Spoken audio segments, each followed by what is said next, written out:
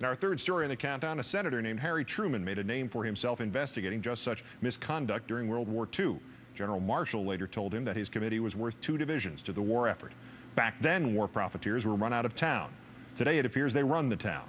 Senator Byron Dorgan has been trying to change that. At a Democratic hearing yesterday, his panel released a document showing how far Halliburton's subsidiary, KBR, one of the biggest military contractors, has been willing to go.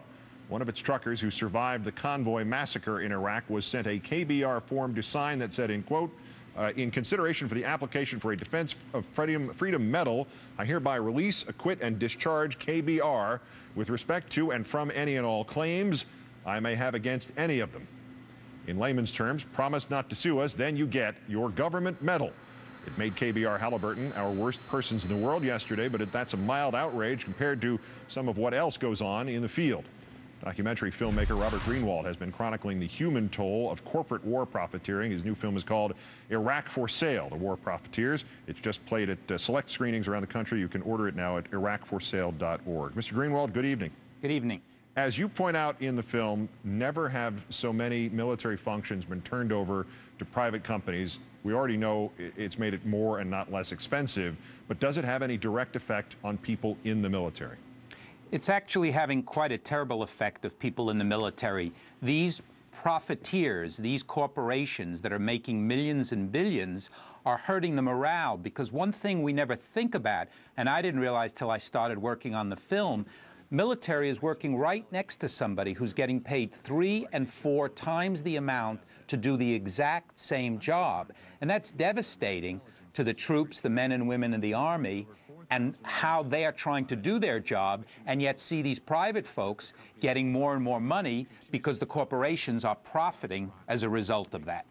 We all know that what the word snafu is an acronym for, and that it originated in military service, we'll say all fouled up rather than the other version of it. But when you add business to the equation of war, let me play a clip from the film, a former Halliburton employee speaking to you, testifying about contaminated water in Iraq. Then I'll get your reaction.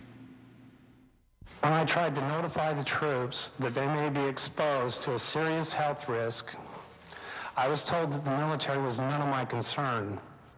They were only concerned with making their profit and didn't care how it may affect the troops. Of the 67 water treatment plants that Halliburton run, 63 of them weren't providing safe water. And the Marines are showering in it every single day.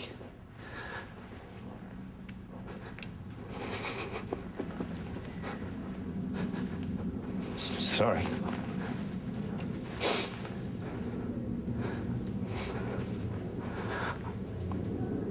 I was there to help them. How is it that giving U.S. Marines tainted water does not kill a company dead, let alone stop the stream of Pentagon contracts that they continue to get? I don't. It's quite shocking, actually. Halliburton is being protected at the highest levels of government. They are paying lobbyists huge amounts of money. They're giving campaign contributions.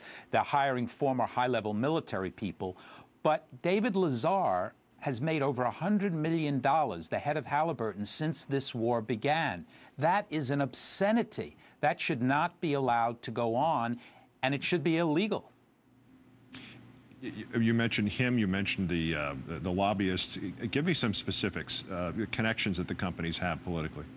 Well, what they do is, you know, these companies spend a lot of time and money on this. So what they do is they hire former legislators, they hire people who've been in the government, and then they hire military folks at very high levels, so that when the investigations come, this kind of network protects them against what should be happening, which is people should be brought before commissions, people should be accused and told they are breaking the law, and most importantly, look, there's a limited amount of money, and if it's going into the corporation's pocket, then it's not going to the soldiers, it's not going to the Iraqi people.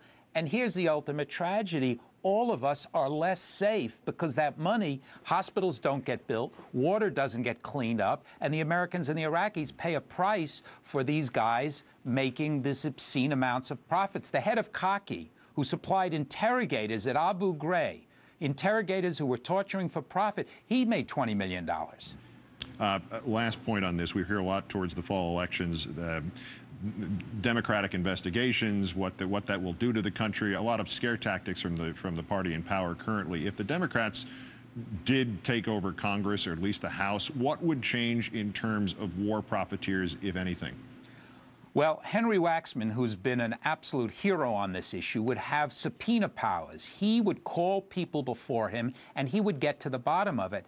That's what you do in a democracy. You investigate, and you find out where there's corruption, you find out where there's profiteering, and you make sure there's hell to pay for it, and that people go to jail for it, and that if laws have been broken, there are consequences. Right now, there are absolutely no consequences for these profiteers who are acting in a treasonous fashion.